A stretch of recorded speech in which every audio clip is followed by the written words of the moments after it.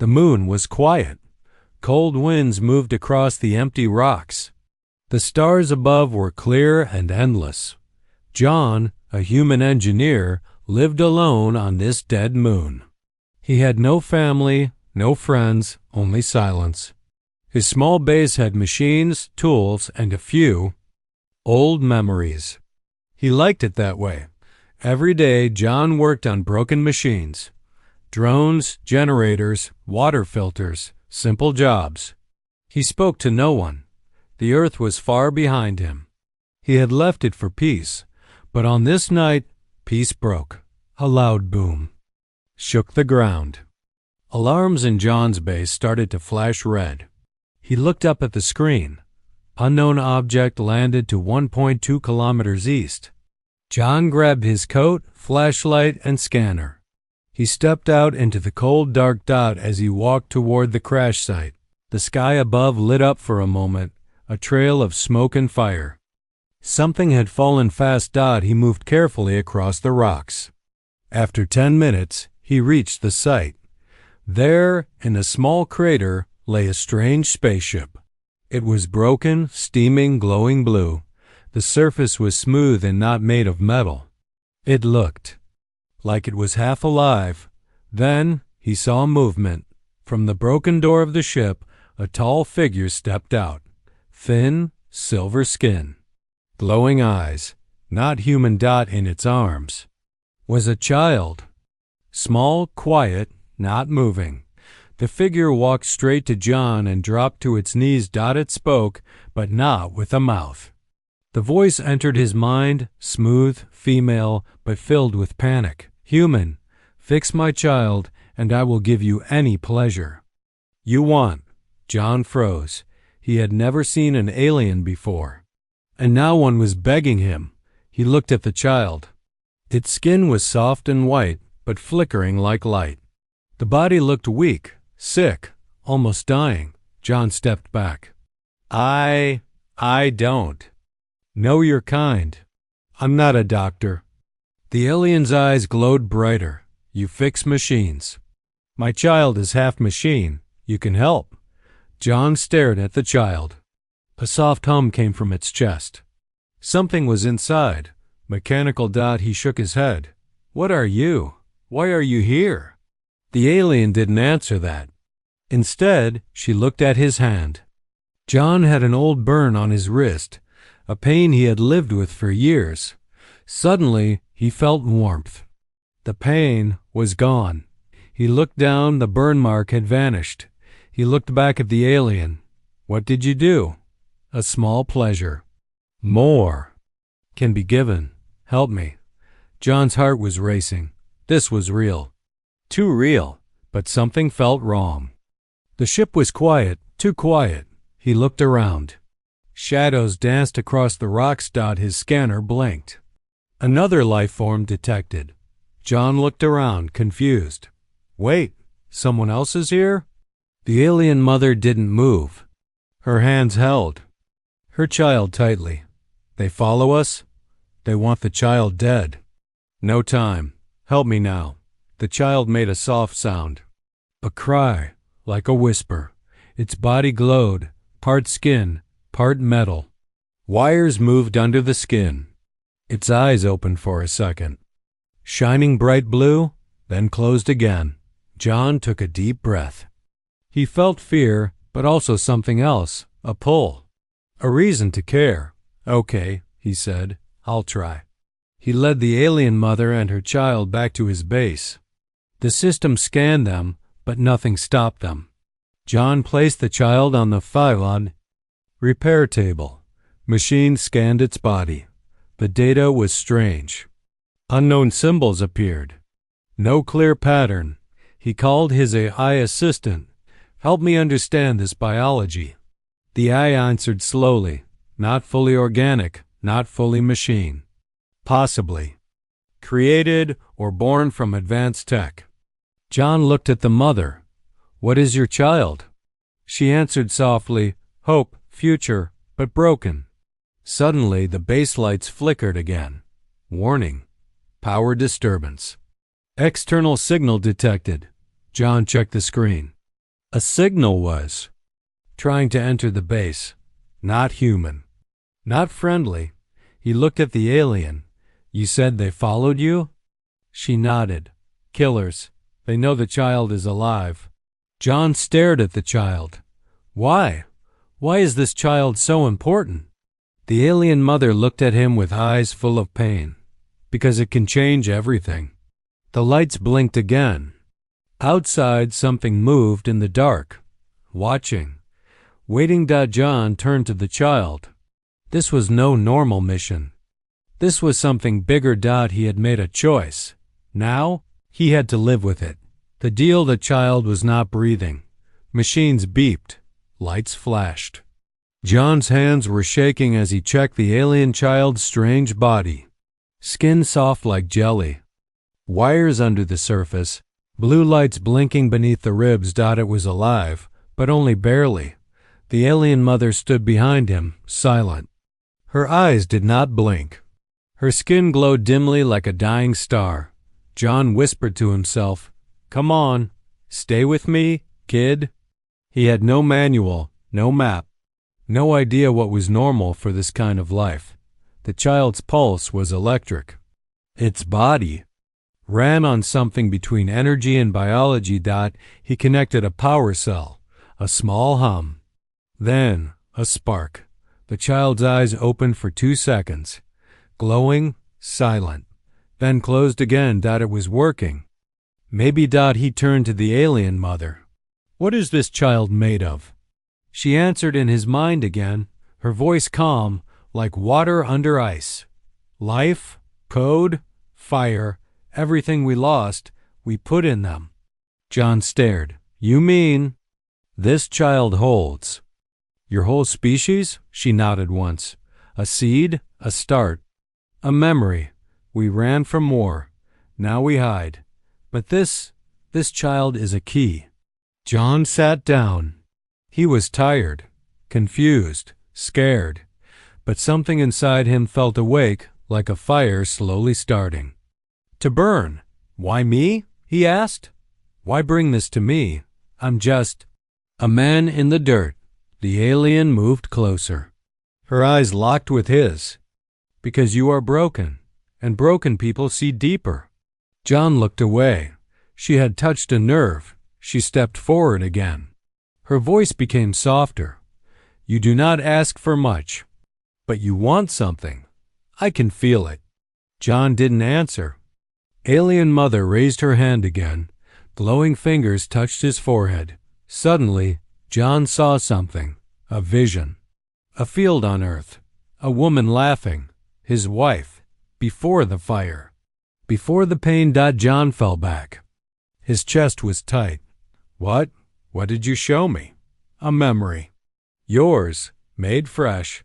I can give you more. She paused. You fix my child, and I give you any pleasure you want. Love, strength, peace, power, anything. John sat quietly. His mind was storming. That memory felt real. Too real. But he also knew one truth. Nothing comes for free. Before he could speak, the AI voice interrupted. Warning. Signal breach detected. Unidentified frequency is scanning the base. John stood. We have company. He rushed to the console. On the screen, a strange shape floated far above, half-cloaked, dark like a hole in space. It wasn't human. It wasn't hers either. Is that them? He asked. The alien mother nodded. Hunters. They smell the child. If they find us, they kill all. John looked around. His base was not made for defense. He had a few weapons. Nothing more. He turned to her. If I help your child, can you protect us? The alien's body lit up like a small star waking. I can burn the sky if needed. John looked down at the child. Still so quiet, so small. But holding such danger or power. He had a choice now. Fix the child. And take whatever reward. He desired or walk away. And live with the guilt. John picked up his tools again. I'll do it, but no more tricks. You tell me everything? Deal? She nodded. Deal, human. John turned back to the repair table. As he connected wires, adjusted circuits, and monitored the pulses, the child's chest slowly began to rise. But deep in the corner of the base, the shadows moved again. Something had already entered. Something watching, listening, and it was not. Here for peace. The child spoke, without words. A soft hum filled the air. John's tools began to float, wires bent on their own. The light in the room changed color, blue, then green, then red dot, and then silence. John stepped back. The alien child was still lying down, eyes closed. But something was different now. Energy moved around its body like fog. The machines were responding to it, obeying it. He looked at the alien mother. What just happened? She didn't answer. Her face was calm, but her eyes told a different story. Fear. You didn't tell me it had power, John said. She looked away. The power is not the danger. Then what is? John asked, stepping forward. The memory inside, she whispered. It remembers the war. John blinked. What war? She didn't answer. Suddenly the base lights dimmed. A sharp sound hit John's ears, a piercing tone. Then the base AI spoke. Unknown life form entering the perimeter. Not the same as the previous guest. John looked at the screen. A tall figure was walking through the dust, coming closer to the base. It wasn't human, but it wasn't like the alien mother either. He turned to her. One of yours? Her face grew cold. No, he follows. He is a judge.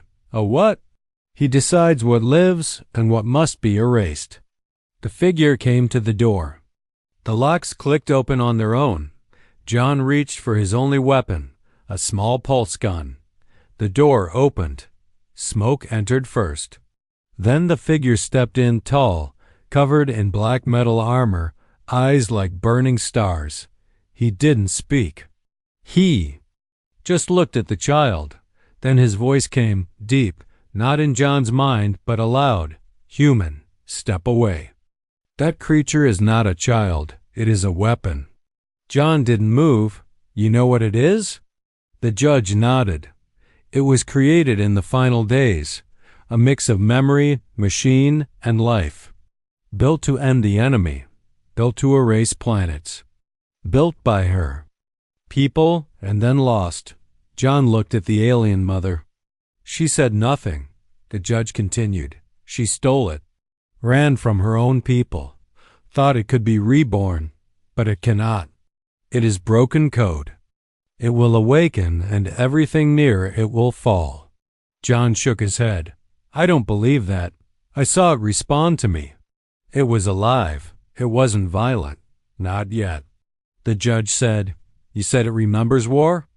John turned to the mother. She nodded, eyes wet now. We put all our pain in it. We thought if it could carry our past, maybe it could build a better future. But when it was born, it didn't speak. It only burned. John felt something tighten in his chest. So why bring it here? Why bring it to me? The mother walked to the child, touching its forehead. Because humans forget pain. You grow again. You build again. Maybe your kind can teach it to feel more than fire. The judge raised a hand. It is too late. It must be destroyed before it awakens. John stood between the judge and the child. No, I made a promise. I fix things.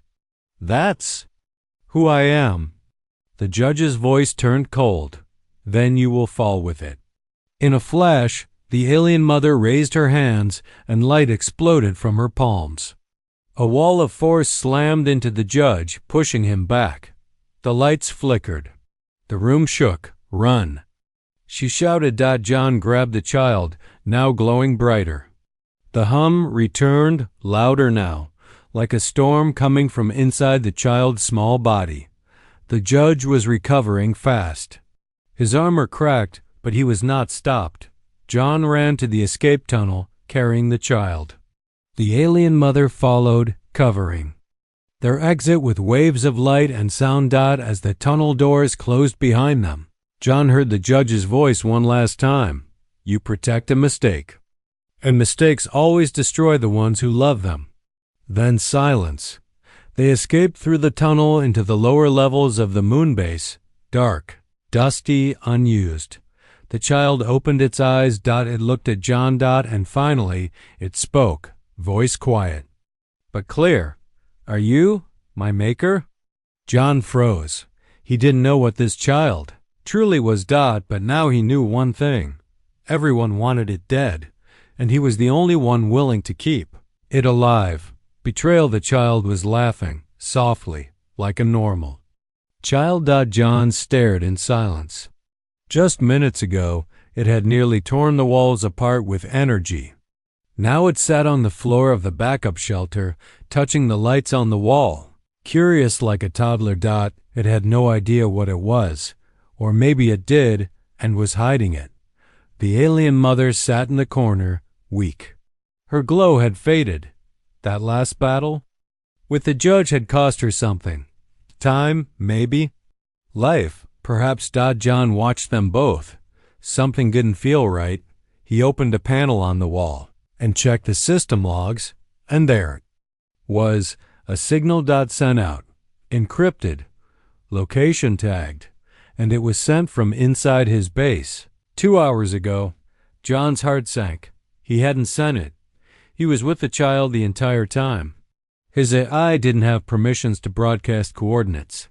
Then, who did? He turned slowly. The alien mother was looking at him. As if she already knew. John walked toward her. You sent it. She didn't speak. You brought the judge here. You led them to us. Her voice entered his mind again, not calm, not cold, but tired. I didn't mean to. The child, it calls out, sometimes without control. Its code is unfinished. So it's a beacon? John snapped. You said you were hiding. You said we were safe.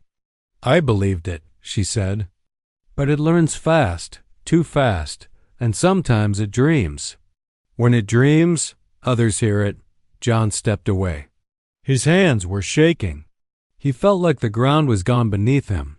He looked at the child. It was staring at him now. So still, so quiet. What are you really? He asked it. The child tilted its head. I am a song. John frowned. What does that mean? A memory that moves. A sound that becomes shape. It walked closer to him. You are afraid of me now. John didn't answer. The child reached out. Its hand touched John's chest. Suddenly, a flash of light. Burning sky. Cities falling, ships crashing. A storm made of energy tearing planets in half. Then silence. John fell back, gasping. What did you show me? What I once did, the child said softly. Not in this body. But before, when I was first made. John stared at it. You were a weapon. The child nodded. Double quotes, yes, but I do not want to be again. John turned to the alien mother. You knew all of this, and you still brought it here. Why? She stood slowly. Because your kind doesn't give up on broken things. You fix them. I hoped. Maybe you could fix this too. John's eyes narrowed. And what if I can't?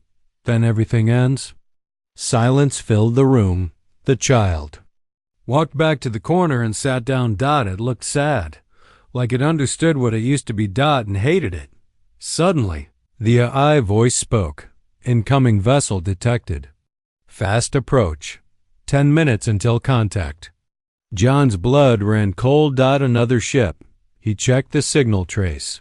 It wasn't the judge. It wasn't Earth. It was something new. Or worse, something old returning. He looked at the alien mother. Did you call more? No, she said quickly. But they might be answering the child's call. John stared at the console. It doesn't matter. We need to run. We can't, she said. The child is too weak to jump. If we leave now, it dies. John stood frozen. Every part of him screamed to get out, but something deeper, something human, said stay. He looked at the child again. It met his eyes. I will try, it said. I will try not to hurt again. John made a decision. He opened the armory, pulled out 2 old fusion rifles, handed one to the alien mother. Then let's protect you one more time. The screen blinked red. 7 minutes. A new enemy was coming. But the worst part? John still didn't know who had really sent the first signal. Maybe it wasn't the mother. Maybe it wasn't the child. Maybe it was the AI. John hadn't slept in 2 days. Not really.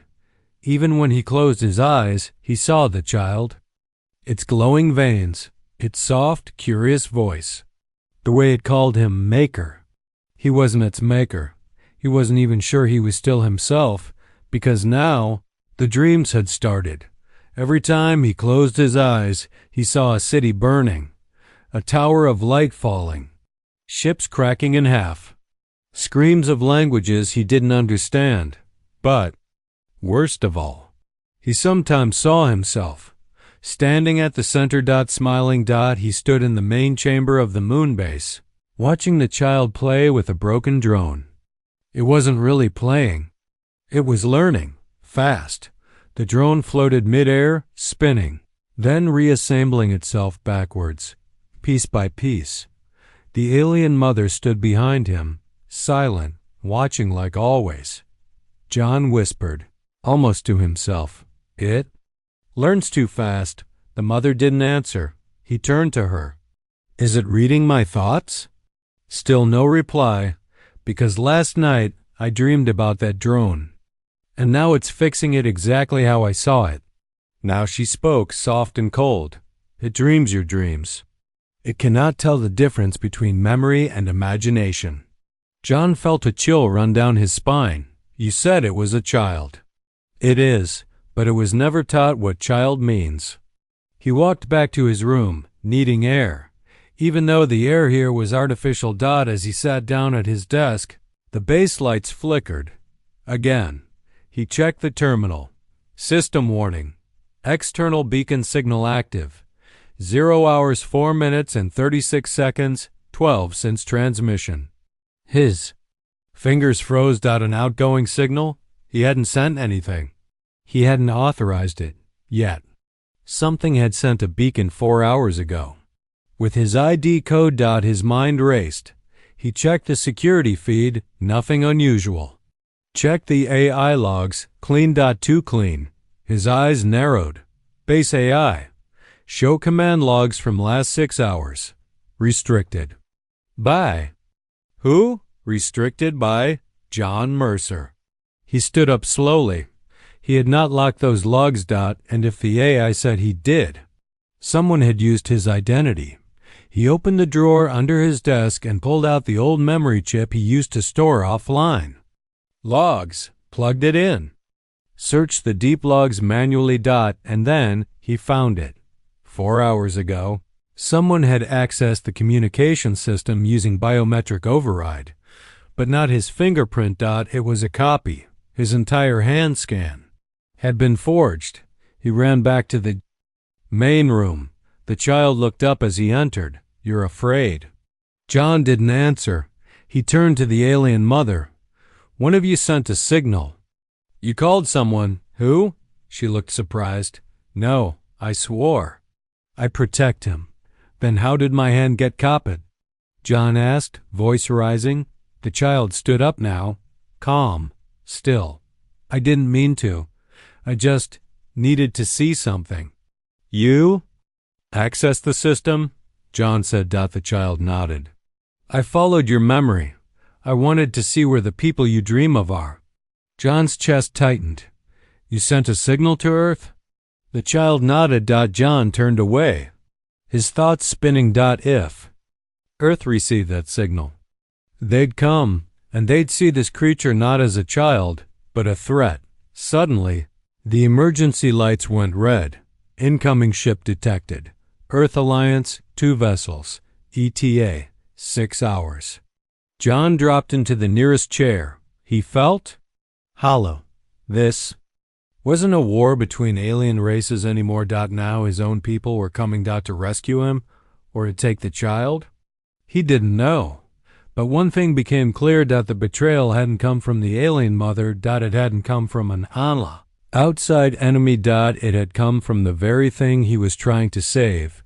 And maybe, just maybe, it didn't understand the meaning of betrayal at all. The child sat back down. It looked up at John and asked in a quiet voice, "If they come, will you still protect me?" John looked at it for a long time. He didn't have an answer. Not anymore. John opened the hatch no one had touched in years. It led to the deep archives, a forgotten level below the moon base. Dust covered every panel. The lights barely worked. This part of the station had once been used to store old alien data fragments, left behind from explorers who found ruins on distant worlds. Now, John was back here for answers, because something wasn't right. The child had stopped talking. Since the Earth Alliance ships started moving in, it had become silent. Still, like it knew something big was coming. Something it didn't want to face. The alien mother warned him. If the child stays quiet, it's remembering. John didn't understand at first, but then he saw a in the dark room. The old alien memory core began to glow on its own. He hadn't powered it. He hadn't touched it. The child was 2 floors above, but the core was waking up. Anyway, John stepped closer. A symbol appeared in the air, floating, moving slowly. It wasn't human language, and not like the alien mothers either. This was something else. Older. The lights turned blue. And then a voice, mechanical, cold, but not dead. Seed 13 activated. Restoration protocol unlocked. Creator presence detected. John froze. What did it just call me? A voice repeated. Creator presence confirmed. Project Seed 13. Bioshell connected. Awaiting command. John's mouth was dry. I'm not your creator. I didn't build anything. But the system didn't care. It had recognized something in him. His DNA, his signal, his memories, something. That matched. The files opened. And John saw it all. Thousands of years ago, there was a race, not human, not like the alien mother either. Something far more advanced. They didn't fight wars with ships. They fought wars with ideas. With sentient machines. With memory-based weapons. They feared death, so they created children that couldn't die, only transform. They feared pain, so they poured their emotions into artificial minds and sealed them inside living vessels. And then they vanished, but not before sending out their last experiment, a being with memory, emotion, code, and soul. Seed 13. The child. John stepped back, stunned. The child wasn't just a weapon. It was the last soul of a dead empire.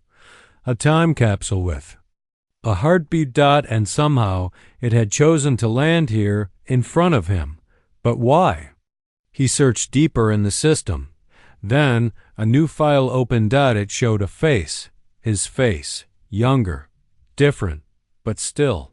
Him. Standing with others. On a bright green planet. Working. Building. John's hand shook. What is this? The voice replied, Project. Seed was built with recycled memories. Human genetic code was used as framework. You are not the creator, but you are the echo. He dropped to his knees. He was part of the design. Not the builder, but the blueprint. A memory fragment brought to life. The child didn't come to him by chance. It came because it was searching for its own beginning. Back in the main chamber, the child opened its eyes. The alien mother stood close. The child whispered, He knows now. The mother nodded slowly. Do you still trust him? The child didn't answer. Instead, it looked at the stars through the window. And far in the distance, 2 Earth Alliance ships moved slowly toward them. John returned upstairs, pale and shaking. He looked at the child. "You're not just a child." The child nodded. "And you're not just a man. You're the map they used to build me." "Why me?" John asked. "Why my code? My life?" "Because your people gave up on war," the child said. "You forgot how to hate." John sat beside it. "So what are you now? A weapon? A child? A god?" The child looked down. "I don't know. That's why I came here." John looked at the screens. The ships were closer. "They won't understand. They'll try to take you apart." "I know," the child said, "so I need to choose. What I become or what I was?" Outside, alarms started to ring. The ships were landing. Inside, the truth hung heavy. John now understood the real question was no longer what is this child? The real question was, what will he become because of it? And that answer was still unknown. The air smelled like burning metal. The Earth Alliance ships had landed. Outside, soldiers in gray suits moved across the moon's surface. No flags, no names. Just the same cold voice in every helmet. Recover. The target. Eliminate resistance. Inside the base, John held the child close, not with force, but with fear. Not fear of the child. Fear for it. The alien mother stood near the sealed door. Her body flickered, her light dim. She had given too much of herself already. She couldn't fight again, but they both knew it.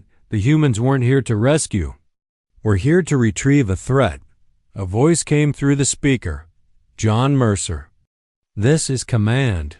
You've been in unauthorized contact with a non-Earth entity. You are holding an unstable construct. Step away from it immediately." John didn't respond. He stared at the child, who now looked more like a machine than ever. Its skin glowed faint blue. Its eyes had symbols floating inside. Its chest pulsed like a slow, ticking engine. But its face still looked like a child. The voice returned. "John, we are authorized to terminate you if you do not comply. You have 1 minute." John looked at the alien mother. "Can we escape?" She shook her head. "Not without power, not without help." The child spoke softly. "I can stop them. Just say the word." John stared at it. "Stop them how?" "By making them forget how to move, forget how to aim, forget what they are." John stepped back. "That sounds like control." The child didn't blink. "That sounds like survival." He walked away, heart pounding. He went to the armory. Picked up a detonator. A last resort power source. It could give the child enough energy to escape. But it would kill John if used. Close range. The choice was now clear. Save the child or save himself. He looked at the detonator in one hand and his reflection in the other in the cold steel wall. He didn't see a hero. He saw a broken man who had come to the edge of space to disappear, and now something had found him. Something that needed him. The base shook. 30 seconds, said the voice. John turned to the child. "If I give you this energy, what will you become?" The child tilted its head. "I don't know. I could become light. I could become war. And if I don't, I will fade. And with me, 1,000,000 lost voices will fade too." John looked down. He wanted someone to tell him the right answer. But there was no one left. Just him. Just the choice. He stepped forward, placed the power cell on the child's chest. "You choose." "Then, not me," he said. "I'm tired of people making gods and calling them children." The child blinked and whispered, "Then I choose to become neither." Energy exploded through the room. The lights burst. Walls cracked. The soldiers outside stopped moving. Their helmets lit up with static. Their weapons dropped. John fell to his knees. The light was blinding. The alien mother covered her face and cried out, not in pain, but something deeper. Relief. In the middle of the chamber, the child began to rise. Its body unfolded, not into something monstrous, not into a weapon, but into a being of pure memory made of sound, image, thought. 1,000 whispers in one. I'm not your weapon. The voice said, now deeper, echoed by many. I am not your God. I am your lesson.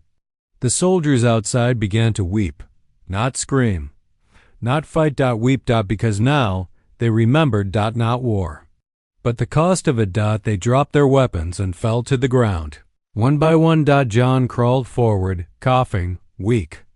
Did you show them? The child, now pulsing with quiet energy, turned to him.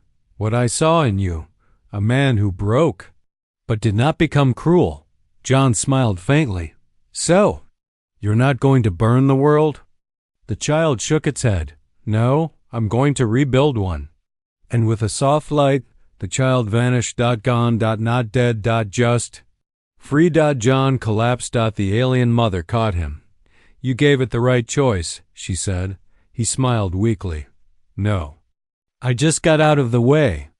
Outside, the soldiers were still crying, and above, the Earth ship slowly turned and left. They no longer remembered why they came, but John would never forget. No one came to the moon again after the child vanished. After the Earth ships left in silence, no one said a word. There were no reports, no broadcasts, no medals, no trials. It was like the event had been erased, not just from history, but from memory, all except one man, John Mercer. He woke in the infirmary days later. Alive. Barely. The alien mother was gone. She left no message, no body, not even a shadow. The child was gone too, but something was different. John wasn't the same. At first, it was small things. He remembered languages he had never learned. He could fix machines just by looking at them. Felt others, their thoughts, their fears, like echoes in the air. And in the corner of his mind, he heard a voice, not loud. Not daily. Just now and then, a whisper of a child. I remember you.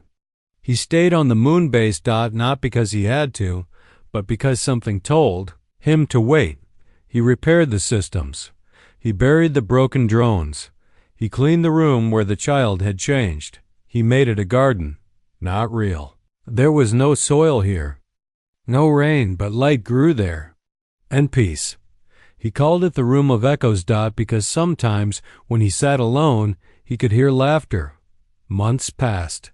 Then one day, a message arrived from Earth. Short, cold, formal. Do you still have the prototype? He didn't reply. They didn't ask about his health, or the mission, or what had happened to the soldiers who returned, confused and hollow. They only asked about the weapon, because Earth hadn't forgotten everything. Just the wrong parts. A year later, John stepped outside the base for the first time in weeks. The stars above were the same, but the moon didn't feel empty anymore. He felt, watched. Not in fear. In memory. Then the light returned. Not a ship, not a voice, just a presence. The ground pulsed softly under his boots. The air, thin and dead, began to sing. He turned and saw them. Not the child, not the alien mother, but others. Different shapes. Some tall, some like clouds, some like machines. Built from light, silent, gentle, watching. They didn't speak. But he knew. They had come because the child had lived, because someone, a broken man on a quiet moon, had made a choice. One of them stepped forward. It touched John's forehead, and in that moment, everything returned. The child's memory, the war, the creation. And a final message. You are not the last human, but you were the first to listen. When the beings left, John did not cry. He planted a new beacon on the moon, but it didn't call for help. It whispered a welcome. To anything lost, anything hiding, anything afraid. Years passed. John aged slowly. Then one day, He stopped aging at all. The doctors would never understand why. But deep inside, he did. He was no longer just John Mercer. He was the echo, the living memory of what almost ended everything. And what chose to begin again. Some say he still walks the moon, not alone. They say when space travelers crash nearby, they hear a voice on their radios. Calm, warm, human. Don't worry. You're not alone. Come in. Let me fix that. And somewhere, far across the stars, a child of light drifts between galaxies. Looking, learning, becoming, but always remembering the first voice that didn't fear it. The voice that said, I'll try.